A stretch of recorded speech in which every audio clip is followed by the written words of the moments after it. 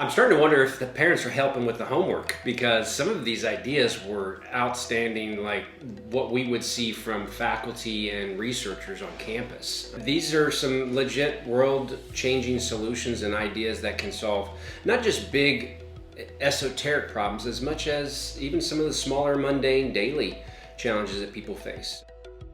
The general theme of my class is we can do better. And whether that's through public health, or whether that's through medical innovations, or whether that's through global health, there's just so many ways that opportunities for innovation and for doing better, whether high tech or low tech.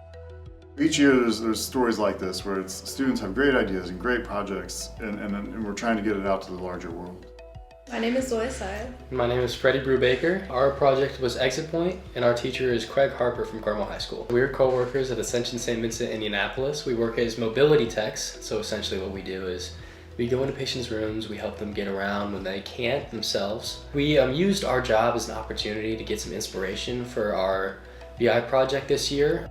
Annually, it's a $13 million problem of wasted time when a patient leaves the bed. The room turnaround doesn't happen fast enough, and so now there's a backup in the ER, patients can't get beds, it's just ripple effects. One of Mr. Harper's biggest kind of sayings was, how can we make it better? And so he kind of taught us how we can make something better, to see the issue in daily tasks when people who do them every day kind of just accept it for what it is. Yeah, he really shifted our perspective, I think. I remember first semester we would walk around the hospital and we'd be like, oh, this could be an innovation that we could come up with. Like, oh, there's an issue with the gloves or like the gait belts. So we were playing around with a lot of different ideas before we eventually settled down on Exit Point. This semester, they said, I think we've got it. I think we've got a really good problem to solve. And so they came up with this RFID bracelet band to increase the efficiency in the hospital. It'd be very easy just to have a job as a mobility tech, just doing the work-based learning and getting paid and getting the experience. But for them to be able to take that and take the lens of we can do better and integrate those, and then to be here, and they're both coming to Purdue next year, and I would love for them to be able to bring this to the Moonshot Challenge and be able to continue, and just like that growth. Neither of them at the start of the year had entrepreneurship on their mind at all. One's going to go pre-med, the other's going to be pre-pharmacy. Like they're still in that world, but now they're excited about solving problems.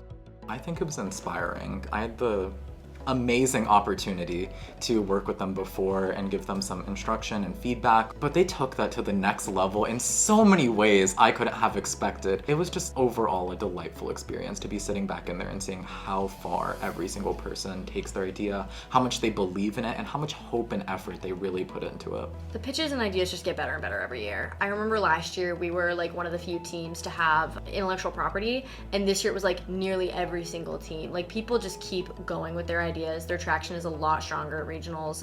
It's really cool to see that high schoolers are doing that. I was never into entrepreneurship, and I also never considered myself a risk taker. Part of the reason why we stepped out of our comfort zone was because we realized that by pushing the boundaries on what we can do, we're really opening ourselves up to so much more that we can do with our lives. I got connected to Purdue Innovates through this competition, and it's been great. There are just so many resources, so I'm incredibly grateful. They've been a phenomenal resource to helping us grow exactly how we need it. Calling out two people, Mo Simmons, Doug Applegate, both of them are just so kind and caring, and I think it really shows in the way that they lead and help people, and I think really that's something that I've garnered out of it, is getting to know them even personally.